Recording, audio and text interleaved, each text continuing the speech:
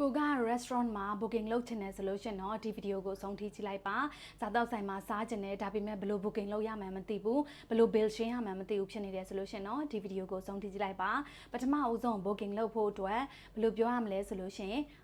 I would like to เนาะ I would like to make a reservation please I would like to make a reservation please ဒီ sentence ကလေအခု restaurant booking လုပ်တာပဲဖြစ်ဖြစ် hotel booking လုပ်တာပဲဖြစ်ဖြစ်ပြောလို့ရပါတယ်နှစ်ယောက်အတွက် book table တစ်ခု booking လုပ်ချင်ပါတယ် I'd like to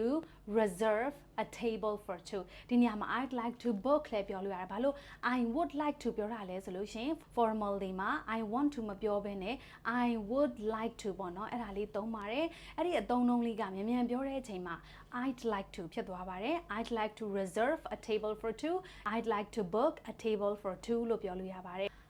ဘယ်အချိန်လာချင်တာလဲပေါ့နော် What time would you like to come What time would you like to come ဒါဆိုကိုလာချင်တဲ့အချိန်ဖြေလို့ရတယ် dinner ဆိုတော့ကျွန်တော်က around 7 p.m. around 7 p.m. ဒါမှမဟုတ် around 8 p.m. တို့က may I have your name please နာမည်ပြောပြလို့ရလားဆိုလို့ရှိရင်my name is Mamao လို့နောက်ရက်ပေါ့နော်ကိုကဒီညသွားခါနီးတစ်ချက်လောက် confirm လုပ်လိုက်အောင်မယ်နည်းနည်းပြန်ပြီးတော့မှ confirm လုပ်ချင်တယ်ဆိုလို့ရှိရင်เนาะ I'd like to confirm my reservation for tonight ဒီညအတွက်booking တင်ထားတဲ့နေရာလေးကို confirm လုပ်ချင်ပါတယ်လို့ပြောလို့ရပါတယ်ဆိုဟိုရောက်တော့ကိုက bill ရှင်းမယ်ဆိုလို့ရှိရင်เนาะဘယ်လိုပြောလို့ရလဲဆိုလို့ရှိရင် Can I have the bill please Can I have the bill please bill လေးပေးလို့ရမလားဒါဆိုရင်ကိုက cash နဲ့ပေးချင်တာပဲဖြစ်ဖြစ်ငွေသားနဲ့ပေးချင်တာပဲဖြစ်ဖြစ်ဒါမှမဟုတ် card နဲ့ပေးချင်တာပဲဖြစ်ဖြစ်ပျော်ပေးခြင်းတယ်ဆိုလို့ရှင်တော့နေတို့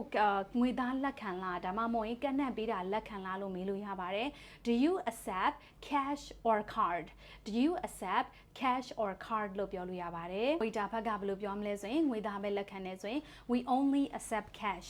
we only accept cash ဒါဆိုရင်တို့က cash နဲ့ပေးလိုက်တယ်ဒါဆိုရင်တော့နောက်တစ်ခုကမအန်းနဲ့တော့အကျွေးယူထားလိုက်တော့ဒါမှမဟုတ်ရင်ပြန်မအန်းနဲ့တော့လို့ပြောချင်လို့ရှင် keep the change keep the change ဟုတ်ပြီနော်ဒါဆိုရင်ဒီအစားစားလို့ကောင်းတယ်လို့ပြောလိုက်လေရပါတယ် The food was amazing The food was amazing ဒါဆို waiter တွေဖက်ကလည်းကိုthank you for coming please visit us again နောက်တစ်ခါလဲလာပေးပါနော်လာပေးတဲ့အတွက်ကျေးဇူးအများကြီးတင်ပါတယ်လို့ပြောလို့ရပါတယ်နိုင်ငံခြားသွားဖို့အရေးကြီးနေပြီနေ့စဉ်သုံးစကားပြောလေးတွေကိုကျွမ်းကျင်တဲ့နိုင်ငံခြားသွားတဲ့အခါမှာသူများတွေပြောတဲ့စကားကိုနားလဲတယ်လို့ဖြစ်နေတယ်ဒါပေမဲ့ကိုပြန်ပြောတဲ့အခါမှာကျတော့အားထဖြစ်နေတယ်သူများတွေမေးလိုက်တိုင်း yes no ဒါလေးတွေပဲဖြေတတ်နေတယ်ဆိုလို့ရှင်တော့အခုဒီမေလမှာတရက်နေ့ကနေစဖွင့်သွားမယ် basic English အတန်းလေးရှိပါတယ်အဲ့ဒီ English အတန်းမှာဆိုလို့ရှင်တော့ကျွန်တော်တို့ daily use English sentences တွေတော့နေ့စဉ်သုံး English စကားပြောတွေပြီးလို့ရှင်တယောက်နဲ့တယောက်အမေးဖြေလုပ်တဲ့ question and answer အများကြီးကိုလေ့ကျင့်ပေးသွားမှာပါဒီအတန်းပြီးလို့ရှင်မိတ်ဆွေတို့က question မေးတာပဲဖြစ်ဖြစ်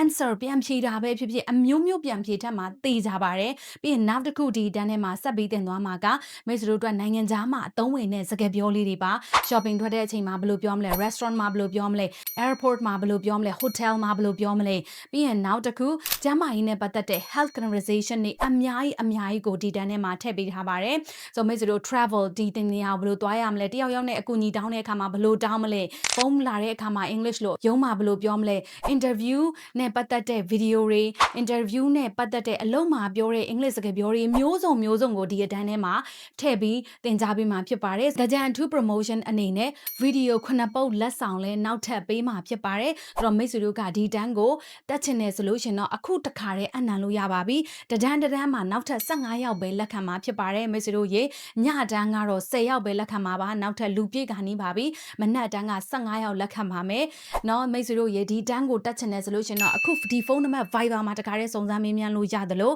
Facebook Messenger မှာလည်းတခါတည်းအနံလို့ရပါပြီ။တရက်ကိုနည်းနည်း English ကို practice လုပ်မယ်။ဒါကြတို့အတိုင်းရဲ့ထူးခြားချက်လေးပြောပြရစီ။ကျတို့ကတနာရီအထိထိုင်ပြီးတော့မှအင်္ဂလိပ်စကားသင်တာမဟုတ်ပါဘူး။တနာရီမှာကျတို့က English လို့ပြောလိုက်သင်လိုက်မိတ်ဆွေတို့ကိုပြန်မေးလိုက် practice လုပ်လိုက်ရမှသင်တန်းကိုရှေ့ဆက်ပါတယ်ရမှစာတွေကိုရှေ့ဆက်ပါတယ်သင်မိသားစာလေးတွေကိုလိုက် revision ပြန်လိုက်တယောက်ချင်းစီမေးလိုက်အိမ်မှာလဲ practice လုပ်ခိုင်းလိုက်ပေါ့နော်အမျိုးမျိုးကျတို့လုံးမှာဖြစ်ပါတယ်ဒါကြောင့်မလို့နလအတွင်းတိတိတတ်တိုးတက်ပြောင်းလဲသွားတဲ့မိတ်ဆွေလေးတွေကဒီချက်ကို Facebook မှာလဲ review လေးရေးပေးထားပါတယ်ဒီသင်တန်းနဲ့ပတ်သက်ပြီးတန်တရားဝင်နေတယ်ဆိုလို့ရှင်နော်အဲ့ဒီ Facebook review တွေကိုလည်းတွားပြီးတော့မှဖတ်ပေးလို့ရပါတယ် Thanks so much everyone hopefully I'll see you in my class thank you so much